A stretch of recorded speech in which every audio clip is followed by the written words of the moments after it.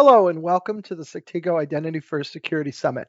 I'm Tim Callan, Chief Compliance Officer at Sectigo, and I'm here with Jason Sirocco, CTO of PKI at Sectigo. How you doing today, Jason? Doing great, Tim. Thanks for having me. So today we're here to talk about 21 PKI pitfalls to avoid. And before we get into it, I just want to have a reminder for everybody who's joining us on this session here that you can speak to us directly. Use the Speak to Us button here on your interface, and you ought to be able to ask us your questions. And we've got people standing on by. Jason and I are talking. We've got other people standing by who are going to respond to your questions in real time as they come in. So with that, why don't we get started? 21 PKI pitfalls to avoid. So, Jason, you and I have discussed this on our podcast series and as a series of webinars.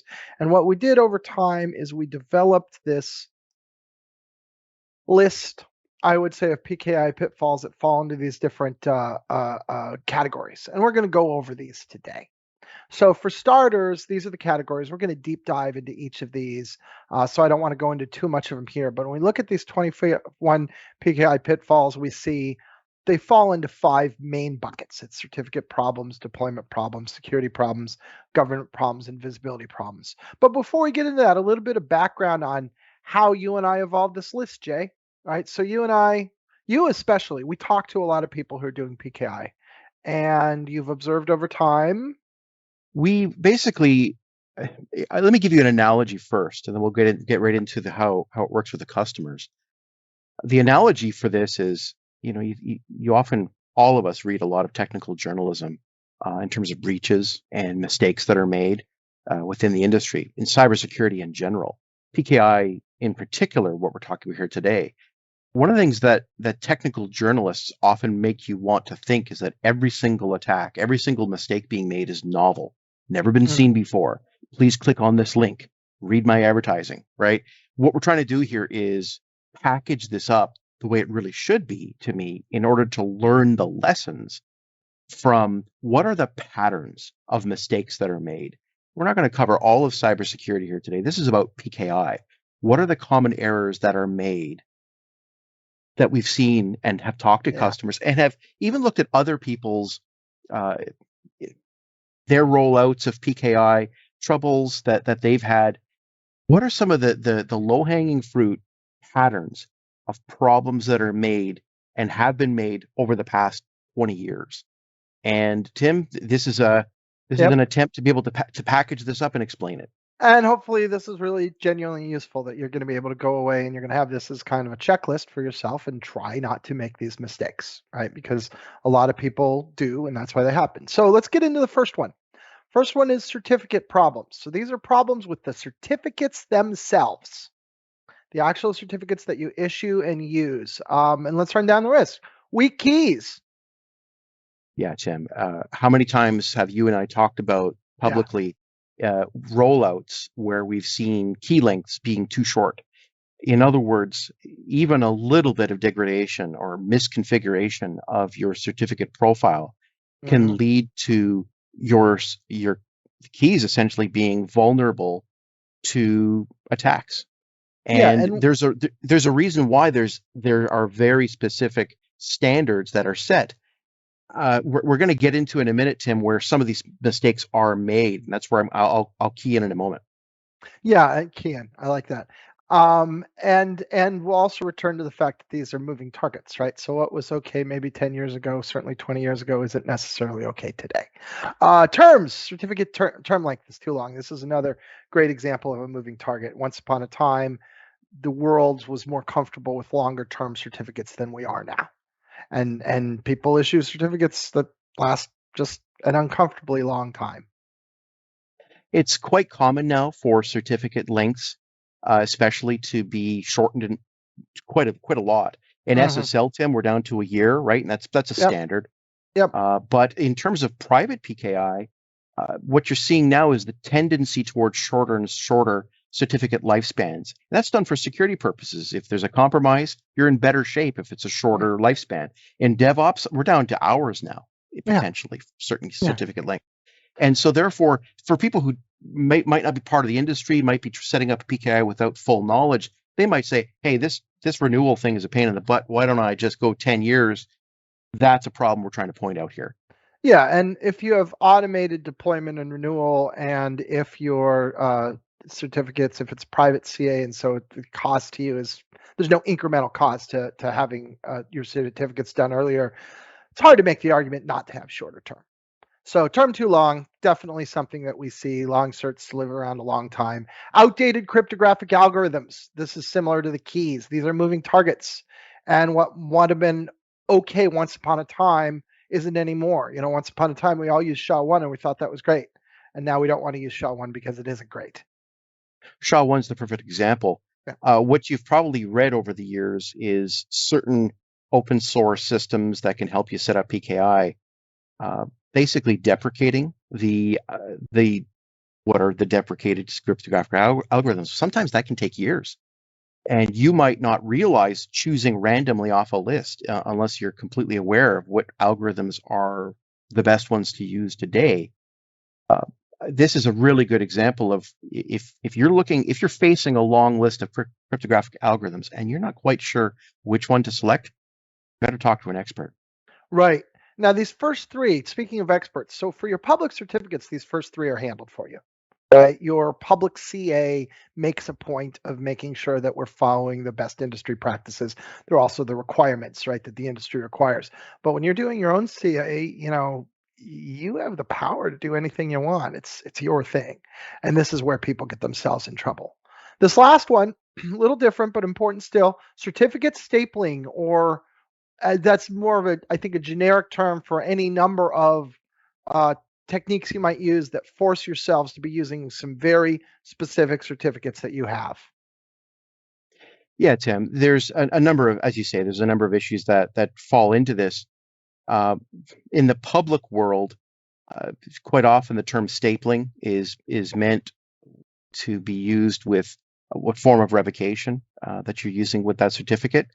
But I think that anytime you're hard coding public keys into applications is a major problem, and that kind of best practice maybe about 5 to 10 years ago is now changed into saying, look, if you have a mobile application as example, and you're using a certificate to be able to authenticate to an API backend, just as an example, being able to hard code that public key in the past is something that a lot of people thought, geez, that's a good idea because then I won't be as vulnerable to a man-in-the-middle attack. I will know exactly which public key I'll be using. The problem is, Right.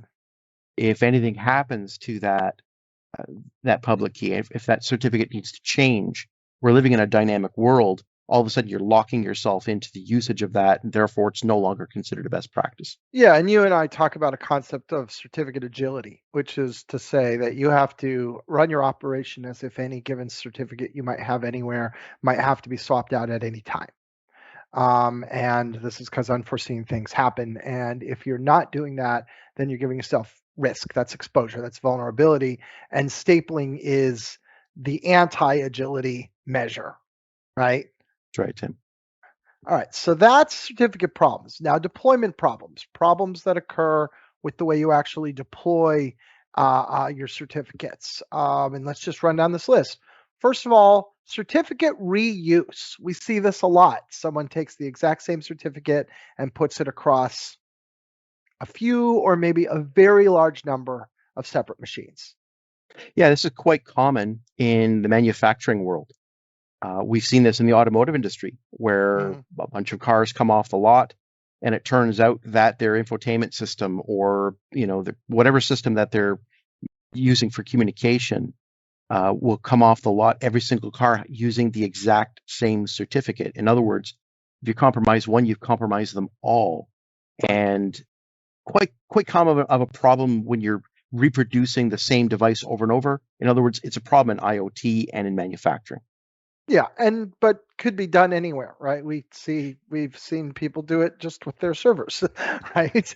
So it's and that's a problem there too, for the reason you just say. Any problem that you do have is magnified, perhaps incredibly. Uh, Not unlike that is our next two, and let's lump these two together. Overextension of your use of wildcard certificates and overextension of your use of multi-domain certificates. So Sure, Tim. wildcards and multi-domains both make life more convenient. right? But The big but right. is if again, if there's a compromised situation, Mhm. if your endpoint is compromised, a lot of people don't think about, uh, geez, my website that I've put these wildcards on, it's going to be safe forever. I trust it. Well, the problem is if you end up with a subdomain created unbeknownst to you, that malicious subdomain potentially used for phishing will then come under a wildcard certificate, kind of by definition. The Yeah. problem with the overextension, the overuse of a multi-domain certificate, if you have a lot of domains listed in that multi-domain certificate, if that certificate is compromised, the private key is compromised, you have a Right. lot of work to do in reconfiguring all of those servers. And so therefore we like to talk about more of a minimalism. Keep it very tight, keep your list very short. And in terms of the use of wildcard certificates, Tim, you and I talked very recently about, is that even a good practice anymore, except in the extreme scenarios where you're creating and taking down subdomains on a daily basis. If even in that scenario, sometimes good certificate lifecycle management is a better option for you. Yeah, exactly. And that's a very important point. These certificate types were really created and popularized, let's say, in an era where good automation solutions just weren't available. And now that they are, your motivation for using a multi-domain cert or wildcard cert goes down considerably, but the risk that we just talked about, the exposure, hasn't gone down at all. And so hopefully that changes the arithmetic on what you're choosing to use. And that leads directly into the next one, failure to automate certificate renewal. So certificate renewal, all certificates expire. If you've listened to our podcast at all, you'll hear we say that a lot. All certificates expire, and every certificate, when it expires, if it isn't renewed, if it's still in production, that thing will stop working. And so certificate renewal in an automated fashion is very much a best practice for keeping your operation up. That's what it's for. It's for the uptime. Yeah. I think what was common practice 10 years ago plus, perhaps even for large organizations yesterday. The problem is, unless you are automating that event of certificate renewal, I think you're making a mistake now, especially with the proliferation of these digital identities that we're seeing. The number of just outages due to certificates that have expired, I cry every time I see it because it's completely unnecessary, Tim. I think that the time is over to just keep tracking a spreadsheet and do things manually. You got to automate Yeah. it.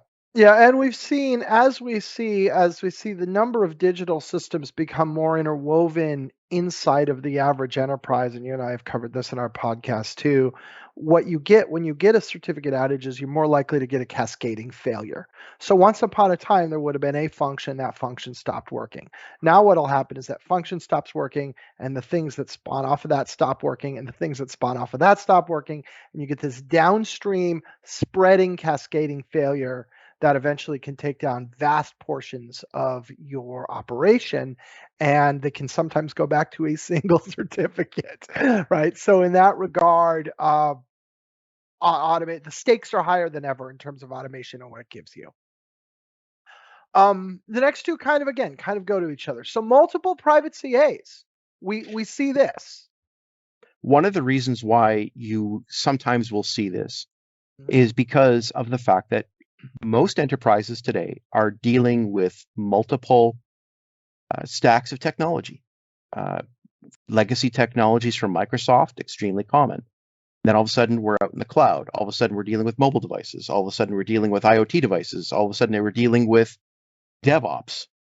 All of these things require PKI Yep. and a private CA. I think it is a real mistake to have a CA per use case. I Right. don't think that's entirely necessary anymore. Perhaps in the bad old days, maybe it was necessary, especially if you were moving away from Microsoft Stack, circa 2003. But it's no longer the case. Having full visibility across your private CAs and using a singular technology for all those private CAs, I think we're in that era now, Tim. Right. And if you don't have that, then what do we get, right? We get more things that need to be maintained, more things that might break, more things that might be out of compliance, more things that might need to be updated, and all of that again, it's just more risk, more exposure, more work, more chance of doing something wrong. Exactly. And then very related to that is this idea of maintaining an unnecessary Microsoft CA. Right. And this is for, I'm thinking of large organizations, medium-sized organizations that, were running Microsoft Stack for a long, long time, Mm-hmm. and they might have been doing some form of rollout of certificates for authentication purposes. And unfortunately now, right, maybe that CA is not really doing much for you. I For started the with MSCA 15 years ago when I was entirely Windows Shop top to bottom. It was working great. Then the world changed. That's not true anymore. I set up my own private CA. I learned how to be a private CA. I'm running that, but I still got this MSA sitting around. It's still providing some certificates. They're being used. In the event that it all didn't work right, it would be a problem for me, but I just never got around to really phasing it out. That's Right? probably the 99 percentile of that use case, Tim. Exactly Yeah. right. Yeah. Okay, great. Next is security problems. So these are problems with the actual security profile of your PKI. And so improper protection of private keys, definitely bad. That's really bad. In fact, we could have a whole presentation just on that bullet point. But let's just bring out a few examples. Obviously, you're in possession of private keys whenever you even are downloading certificates for SSL, right, for your web servers. And so therefore, how you handle those certificates, where you put them on your file system, how you protect them, very, very important. On the other hand, there's also the public PKI case, private CAs, which is the root certificate of your intermediate CA that you might be running to issue certificates within your enterprise. Where does that root certificate exist? HSMs are a very, very good idea. Problem is, for a lot of organizations, it might be difficult to even run that.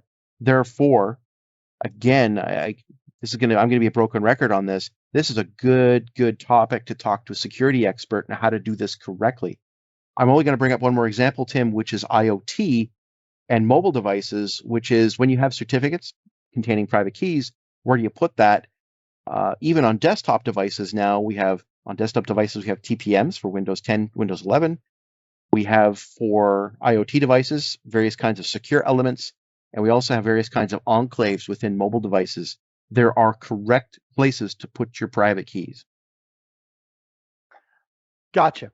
Absolutely. And if you know those private keys not being in the correct place has several bad consequences. One is someone can get your private keys, and at which point your cryptography is broken and you may not even know it.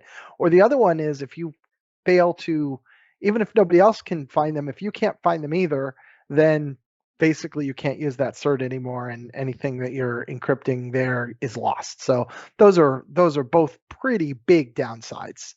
And then just in general, if you're running a CA, you need to be cognizant of the security aspects of the CA. And this is things like patching and 0 days and other kind of attacks. And that's tough because it's another thing you have to do all that stuff for. Tim, I tell you, watching the last Black Hat conference, the amount of work that people have to do in a Microsoft environment just to protect their Microsoft CA from bad configurations, not just patches, not just the obvious vulnerabilities, just in terms of the sheer maintenance of making sure your configurations are correct at all times. Because one wrong move, the bad guys now have automated tools to look for those vulnerabilities. Yeah. Tim, this is a incredibly important point. Yeah, absolutely. And that's a good point, Jay. It's not like a human is hunting around anymore. It's a different, that automation really makes a difference there, right? Because if there's a gap, something is continually searching for that gap. And if that gap's not there, it's fine. It just keeps searching. And if that gap ever opens up, that bot is there to move through it. So the stakes are very high in terms of this kind of thing. Next on the list is Governance problems. So these are problems with the rules that you put in place and enforce around your PKI. So first of all, it's just no governance at all, right? We see this. There are no rules. There is no policy. There is no consistency. It is anarchy. And we see this a lot. Tim, I think governance, the key term that we should put alongside of this is forethought. Okay. A lot of issues of governance have to do with the state in which you exist at the time you're rolling out a PKI and the state in which you end up with in 5 years, 10 years. It's amazing how long these systems run, is often different. And so therefore, have you looked at issues of what happens if there's an M&A in your organization? Either you're Right. bought or you're buying. What happens if we can just go on and on in terms of how your business will change, including partnerships, various ways that you want to be able to roll out trust in your organization, interoperability. It's amazing how 5 years ago nobody even knew what that word meant, and all of a sudden, oh geez, I need my products to work with other people's products. How is that going to happen? And these are all come under governance problems. And so forethought of what are the possibilities for how you want to extend trust in the future is something that, again, talking to security experts who've done these kinds of trust models, this is important. And everything you're seeing on this slide kind of comes under that, not the least of which is point number 2, CPS problems, which is when you're defining your certificate policies, Right. those are so important. You don't have to nail them down for 20 years from now, but you do have to be able to understand when you're judging yourself by your own rules, laying down those rules ahead of time properly is incredibly important. Yeah. I will tell you, just even on the first bullet point, Tim, and then I'll let you continue. The biggest problem I see right now with governance, like the takeaway that you guys have homework to go and do right now, is in DevOps. In other words, I see so many certificate authorities being created, just rogue CAs in your organization that typically should come under a governance policy and that are not. And so therefore, how many Kubernetes clusters are in your organization right now that are not under your governance program? That's right. Every one of them has a CA, and what are those CAs doing, and what are the rules there? Do you know? Do you have any idea? Right. And what does that mean in terms of your overall security profile? What does that mean in terms of your compliance? What does that mean in terms of your SLAs? Do you know? Do you have any idea? Right. So yeah, CPS problems in general. The CPS stands for Certificate Practices Statement. That's really what it's for, right? Your CPS is supposed to define how you intend to do your PKI. We've seen CPS documents that clearly were just cut and pasted from somebody else, up to and including having the name of the other company in them. We see people who don't have a CPS at all, don't know what it is. What other kind of CPS problems do we see, Jay? Oh goodness, Out of ones date, that not updated is huge. I wrote it once 10 years ago and nobody looked at it ever again. And we're doing an entirely different set of things, but nobody ever considered it the CPS. Yeah. well, some of them have actually hard-coded specific cryptographic algorithms that are, that are deprecated. And so, Sure. going back to previous chat we just had. Yeah. Yes. So having a good CPS and paying attention to your CPS, it's there for a reason. It's a tool for you. Lack of revocation checking. If you're not checking for revocation, then you don't have revocation. And that means that as a de facto standard, every certificate lives until it expires. And if you combine that with our earlier problem of long-lived certificates, that could be a big problem. It certainly can be. I would say that revocation in PKI is an extremely difficult topic in general. I would say that the only cases where revocation not happening at all should be almost non-existent, except in cases of extremely short-lived certificates, perhaps in DevOps, perhaps in IoT. Yeah. But those would be specialty cases that you'd have to talk to experts to roll that out properly.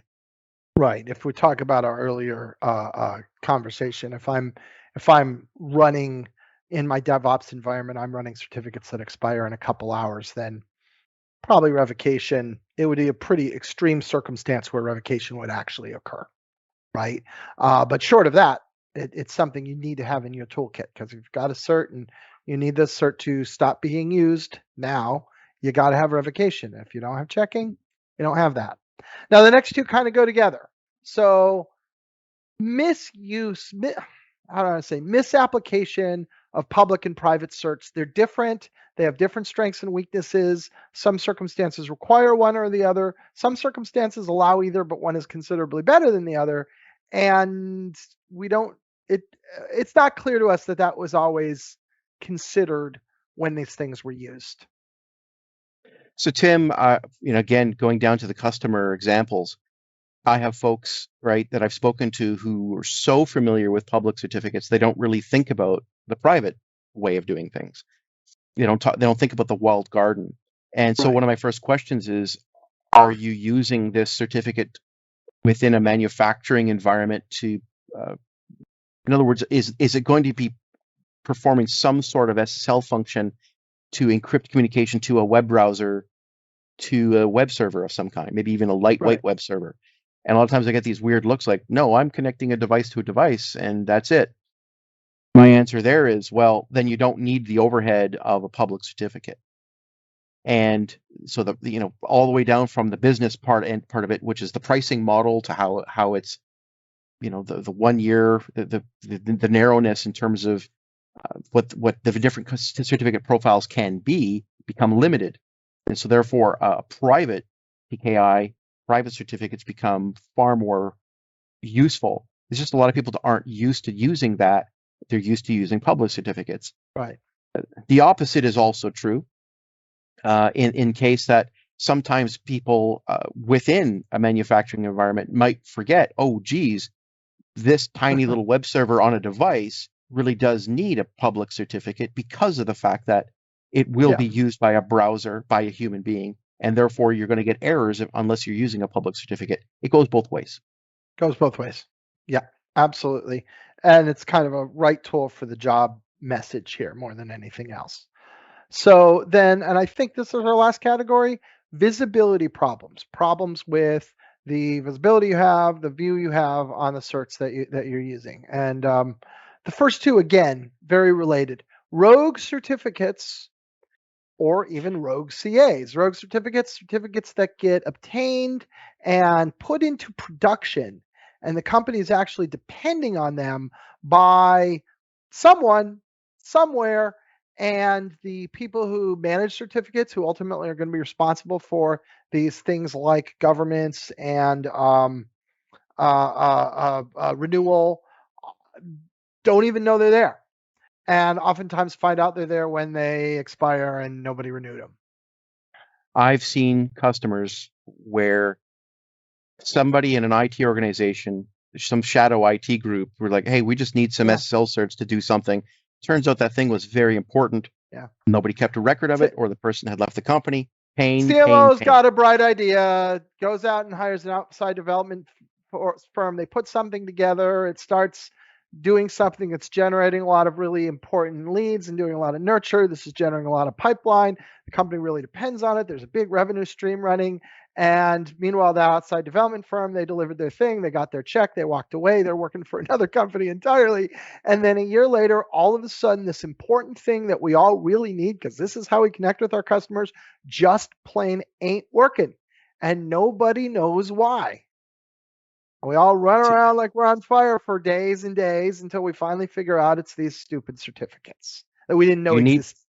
Yeah, you need visibility to all your certs. This is a major problem, and it still is to this day. Still happens all the time. And then, or an entire CA, right? Like you and I talked about before. You got some people who are deep in the bowels of your development organization. They say, hey, this is a perfect spot for a Kubernetes cluster. And they get on with their lives. They're happy as can be. And they just introduced a rogue CA into your environment. Didn't tell anybody. Nobody knows. The office of the CIO doesn't know. The office of the CISO doesn't know. The people who are responsible for certificates don't know. For you startups out there, the basis of your entire company might be running off of a Kubernetes cluster or several. Each one of those clusters has its own CA. Did you know that you need visibility to that? If you period. didn't And that know they includes existed, they are rogue CAs. If you don't know what they do or how they're configured, they are rogue CAs. there's your big homework for whenever you get back to the office. Okay. Lack of future use case planning, lack of future planning in general. This is almost ubiquitous, right? Where people are focused on the now and nobody is sort of saying, well, what is this going to look like? How is this going to evolve? What do we need in a year, 2 years, 5 years? Tim, I'm never going to need most of my workforce working from home. Oops. Right? I'm never going to be off this Microsoft stack. I'm never going Right. to use Android or iOS. We're Oops. going to have RSA for the rest of our lives. Yes. I'm never ever going to have authentication to cloud applications because I don't know what Right. cloud is. Yep. Oops. Yep. Folks, technology is changing so fast. The world that you're living in now won't be the same as tomorrow.